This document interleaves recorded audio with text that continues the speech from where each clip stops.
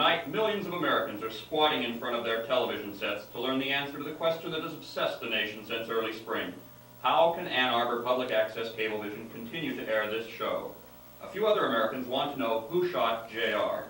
Tonight, Trilat Theater will provide the answer to both questions by scooping the world to reveal who did shoot J.R. But just as CBS has teased the public to hype their show, Trilat will milk this baby for all it's worth. So don't touch that dial.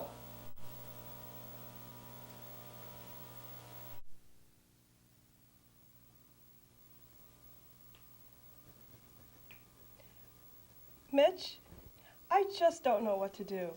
I can't find a tampon that's absorbent enough, and I'm so tired of these embarrassing stains. Well, honey, you should try new Rely tampons. Rely? Sure. Rely has a new construction for super absorbency. But does it work? It's soaking in you. While you're under the dryer, we inserted a Rely tampon. Now, isn't that comfy?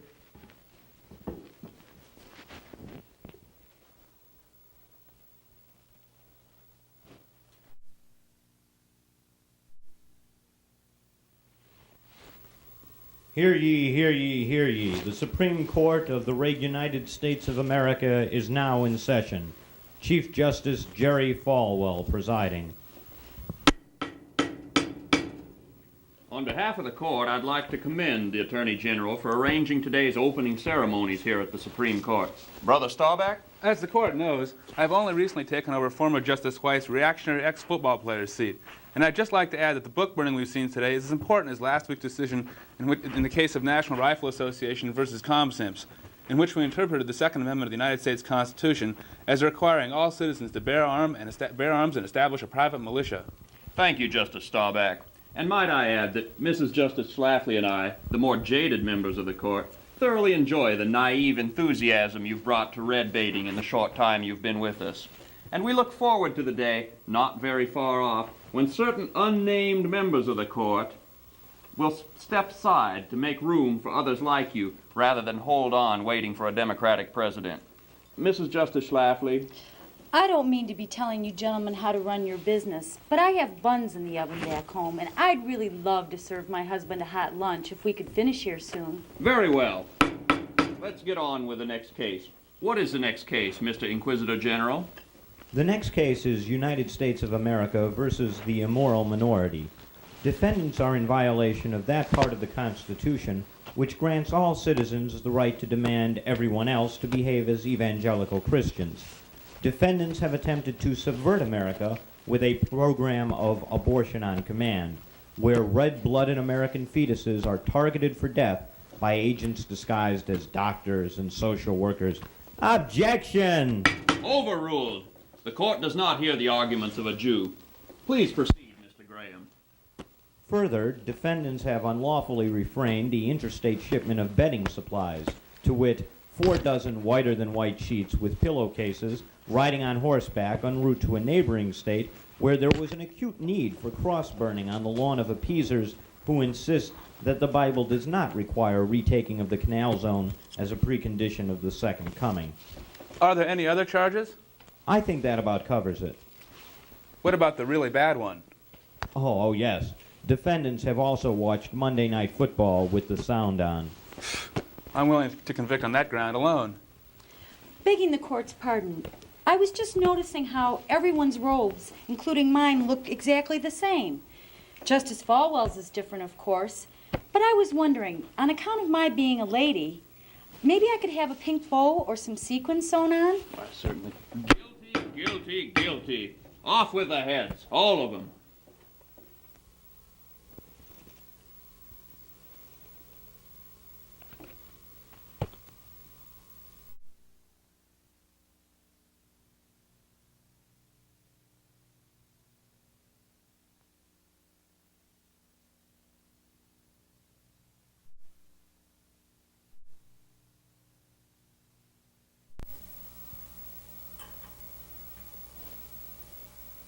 I'm Dan Rather.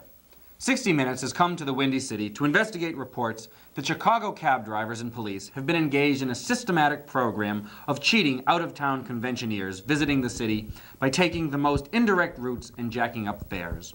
Sources indicate that the cooperation of the police department in extricating money from riled riders is being provided by Mayor Jane Burns' office in return for a promise on the part of the cab drivers that they will not strike for higher rates.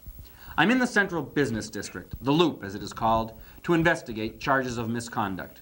With me is Bill Peters of Wichita, Kansas.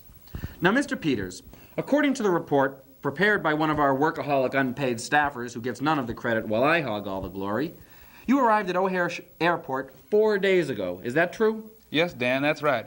I always come to Chicago this time of year for the hardware convention. But according to my report, you were not able to check into a hotel until last night. Yep. Isn't that true? Yep. Could you tell the 60 million Americans who were too lazy to change the channel between football and Archie Bunker what delayed your arrival? I understand the ride from the airport is no more than 30 minutes under normal traffic conditions. Well, I just couldn't understand it. I looked up expecting to see the Sears Tower, and I was in a dairy farm somewhere south of Wisconsin. Did the cab driver offer any explanation for his conduct? Well, when I pressed him, he told me the traffic was stacked up on the expressway coming to Chicago, and we had to circle for a while. Then, when we finally got to the hotel, the bill was $700, and some cop made me leave my luggage because I didn't have enough money. Well, there must be some strange goings-on in the Windy City. But the victims have only themselves to blame. Only the most feeble-minded of semi-morons would let himself get carried miles out of his way, much less agree to pay for it. Taxi! CBS Studios. Dairy farm in Wisconsin. That's hilarious. Mr. Peters and fools like themselves have only themselves to blame if they don't get right to where they're going. From Chicago, this is Dan Rather. Wait a second, where are we? It was only a 3-block ride. What are we doing in the expressway? What's wrong with you? I'm an important man. What gives you the right to keep me from where I want to go? Well, Dan, that's the way it is.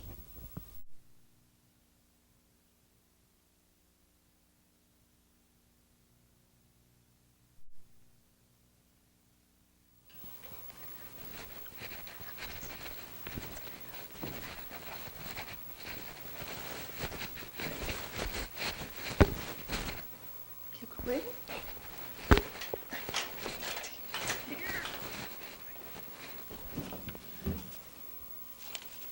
Hey there, real Americans. Are you sick of seeing limp-wristed pansies driving around with bumper stickers that tell you how they brake for animals, or how they slow down for joggers, or some similar crap?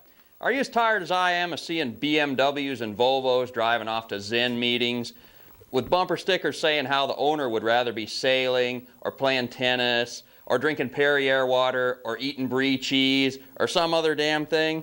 Now you can show these effete kooks what real Americans would be doing if they weren't so damn busy driving out to do an honest day's work to put bread on the family's table.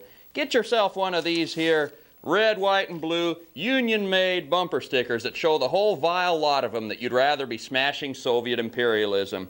Sure, the limousine liberals will give you the old crapola about how the Russians are just like us, that they're people too, that they just have a different system, and that you know, all that hogwash. You and I know that the damned Ruskies are out to get Uncle Sap for everything they'll give, and they just about done it, too. They aren't people, they're monsters, and you can show the world you know it with these fine bumper stickers. They'll look great on your American-made car, and you can give them away as presents at Christmas, Chanukah, birthdays, weddings, just about any event where you'd otherwise give a crock pot or some dumb thing. But this gift will have real meaning, and the kids really go for the fierce eagle you see here. Here's how to order. To order, send $5, $7.50 in Toledo to Box 551, Ann Arbor, Michigan, 48109.